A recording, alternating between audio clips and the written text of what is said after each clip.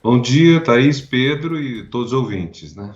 Obrigada. Eu queria começar a conversa com o senhor, professor, falando sobre educação, porque hoje é o dia da volta obrigatória às aulas presenciais no estado de São Paulo e em outros estados também do Brasil. Em São Paulo, nem todas as escolas têm, nesse momento, capacidade de abrigar 100% dos alunos pelas regras de distanciamento, mas, mesmo em rodízio, a presença volta a ser obrigatória, porque educadores, Secretaria da Educação, entendem que a única forma de conter evasão e de recuperar parte desse déficit da pandemia é com a volta presencial dos alunos às escolas.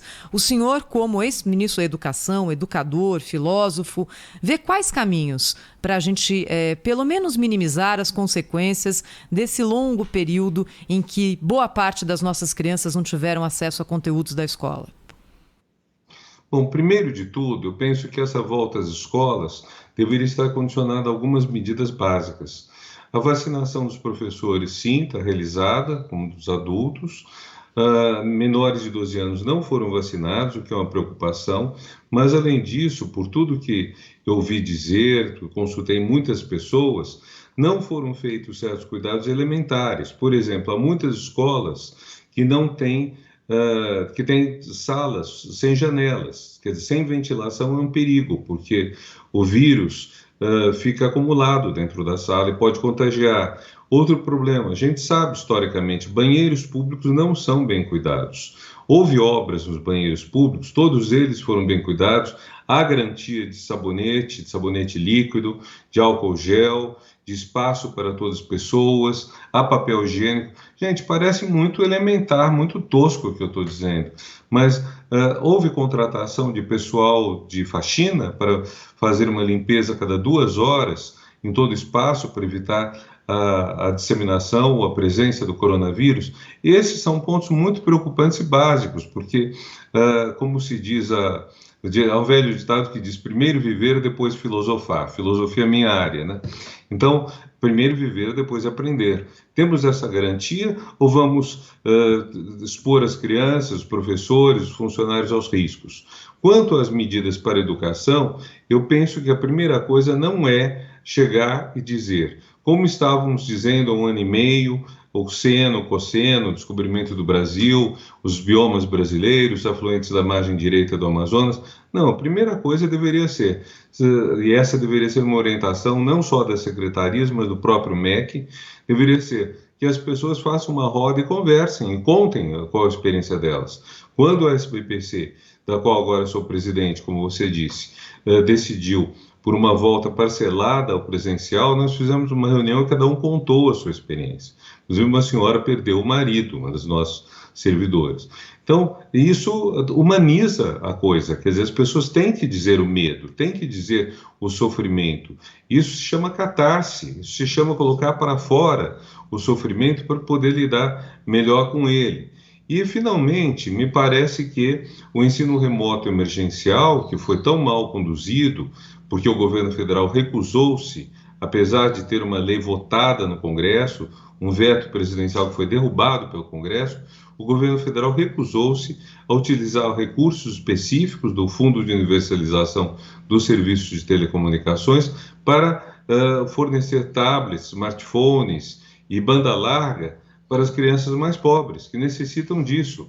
Então, enquanto o remoto emergencial funcionou de razoavelmente para bem no setor privado, porque senão os pais tiravam os filhos, no setor público, dadas as carências de financiamento desse setor, também não houve um funcionamento igual. E mesmo voltando ao presencial, como você disse, vai ser escalonado, então alguns vão ter que acompanhar de casa. Então continua havendo necessidade de banda larga, smartphone, tablet, e, dado o atraso também no conhecimento, não basta você levar a criança para ficar 4 horas ou em torno disso na escola. É preciso que ela também tenha uma formação adicional que, nessa altura, tem que ser realmente pelo recurso tecnológico que é esse do ensino remoto, que não chega a ser educação à distância, porque educação à distância seria mais sofisticada. Eu quero deixar claro, eu entendo que até os 22 anos de idade, a educação principal é a educação presencial, porque é o período de formação das pessoas, de contato social, de socialização, de humanização. Então, eu não sou nenhum defensor da educação à distância nessa faixa de idade. Eu acho que a educação à distância é mais importante depois dos 20 e poucos anos de idade, quando a pessoa já se tornou um adulto.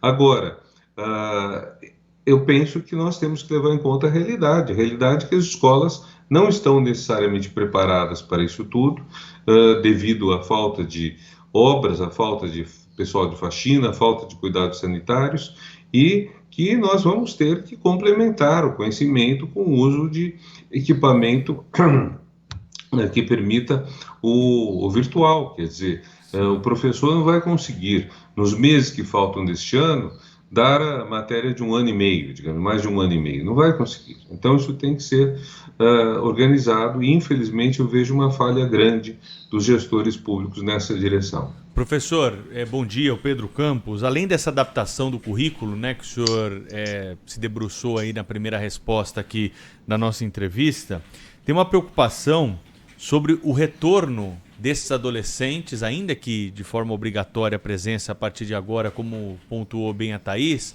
para a sala de aula. A busca ativa por esses estudantes é uma dificuldade também a ser enfrentada. Muitos jovens abandonaram os estudos, a gente não tem os dados completos ainda, mas já há indicativos de um abandono aí de qualquer tipo de acompanhamento durante a pandemia, o que tem preocupado também muitos educadores. O senhor acredita que é possível fazer essa busca ativa com os recursos que nós temos na educação pública brasileira? Olha, precisaria ver os recursos, porque isso é prioridade. Busca ativa é uma coisa muito importante. Eu lembro, quando eu estava no Ministério da Educação, que minha colega do Desenvolvimento Humano, a Desenvolvimento Social, a ministra Tereza Campelo, tinha lançado uma busca ativa dos míopes, das pessoas que têm problema de visão, porque uma coisa séria é que muita gente não sabe que não enxerga. Eu mesmo só descobri que não enxergava direito, que era míope, quase aos 10 anos de idade.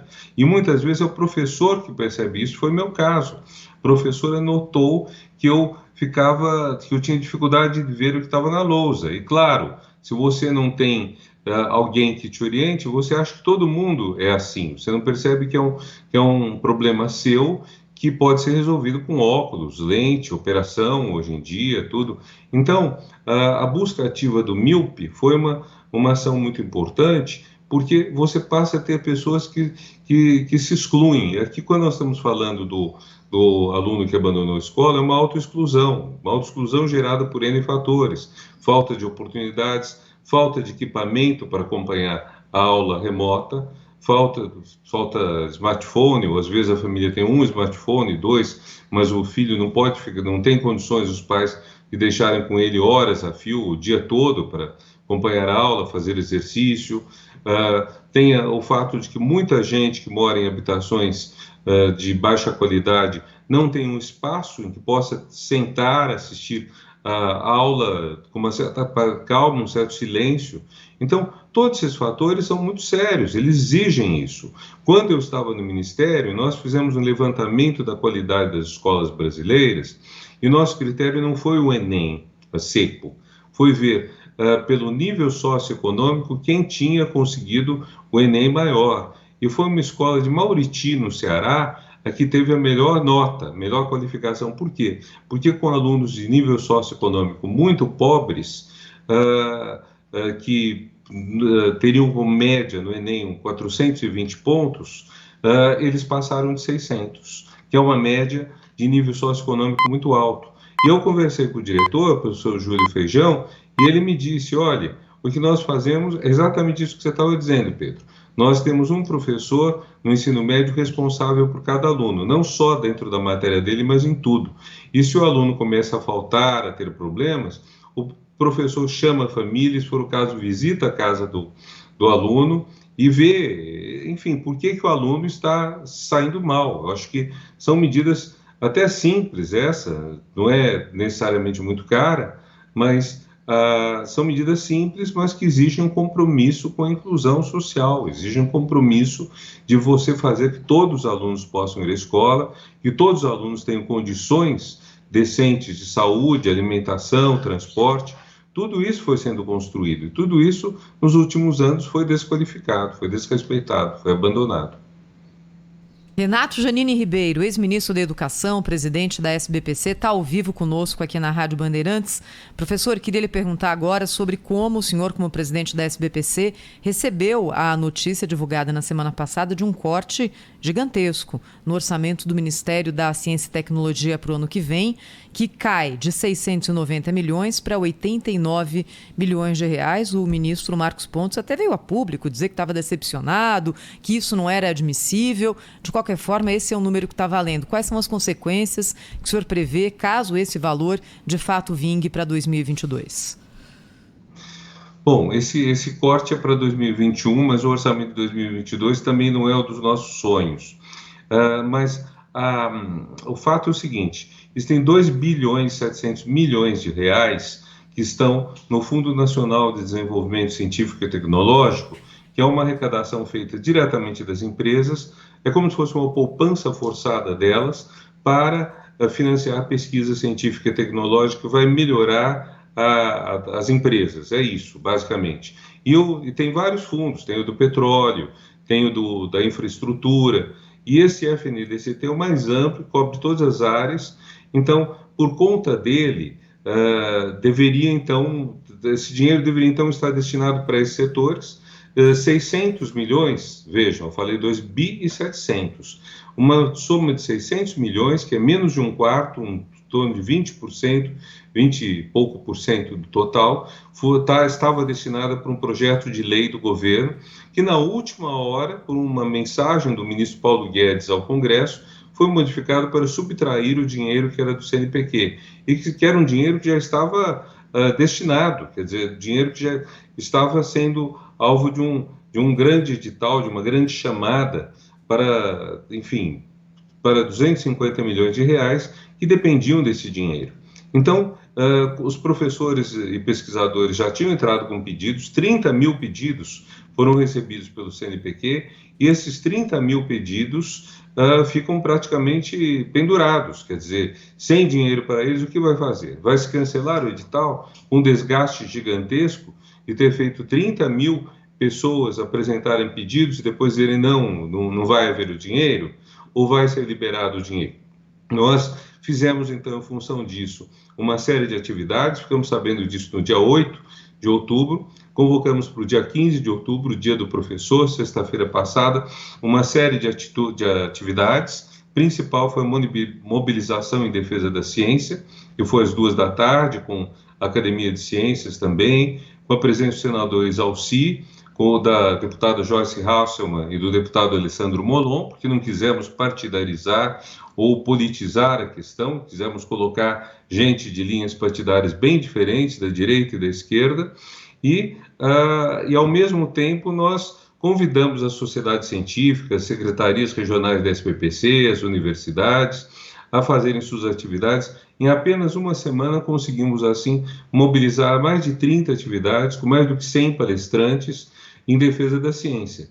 E o senador Exalci Lucas nos disse que pretende obstruir os trabalhos da Comissão de Orçamento se o projeto de lei recompondo o orçamento do CNPq não for aprovado, não for proposto, quer dizer, tem que vir do Poder Executivo esse projeto. Então, ele pretende obstruir a pauta parlamentar se isso não acontecer. E, pelo que ele nos disse, a Comissão Mista de Orçamento só funciona por acordo. Então, mesmo ele sendo de um partido minoritário nessa comissão, teria condições de fazer isso. Mas nós não vamos parar a nossa mobilização. E nós vamos continuar lutando, não só pelos 600 milhões que foram cortados, mas pelos 2 bilhões e 700 milhões que existem, que foram arrecadados de empresas com essa finalidade e que o Ministério da Economia, pelo visto, quer desviar para cobrir déficit causado por outras questões, por sabe-se lá o quê. Enfim, a imprensa tem noticiado muito as causas do déficit, inclusive negociações com políticos. E nós queremos, então, que essa verba, que é essencial para a continuação da ciência no Brasil, venha, porque é verba para comprar computador, para atualizar equipamentos que estão desatualizados, comprar reagentes, insumos, pagar algumas bolsas, enfim, são verbas necessárias para o desenvolvimento da ciência, que, por sua vez, é hoje, segundo estudos internacionais, o principal fator de desenvolvimento na economia de um país. Então, é estranho o Ministério da Economia, dessa maneira, não apoiar o que é talvez o principal fator para a própria economia crescer. Professor Renato Giannini Ribeiro, presidente da SBPC, muito obrigada, pela entrevista aqui ao Jornal Gente da Rádio Bandeirantes. Até uma próxima. Eu agradeço vocês, só aproveito para dizer que dia 26 teremos outras atividades também de defesa da ciência. Dia 26, na semana que vem, portanto. Um abraço a todos, um bom dia, cuidem da saúde. Tudo de bom para vocês. Rádio